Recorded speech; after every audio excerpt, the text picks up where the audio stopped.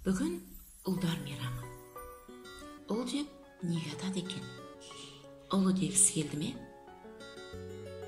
Жаратылыстарына мықтылық, қуаттылық тән болғасын бекен. Әлде сол табиғи күшке ақыл оты қосылып, адамзат көшін алға апара алатын ұлы азаматтар шықсын деген тілек пе? Әйтеуір, ұл десе қазақтың жаны бөлек.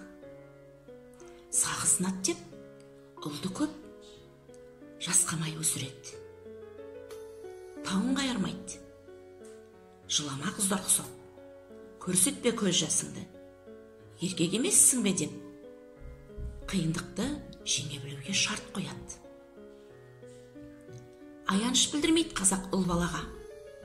Тіпті мүсіркеуді білдіреді деп, маңдайынан төмен қарай емес, керісінше кекілін кейін қайыра шалқасына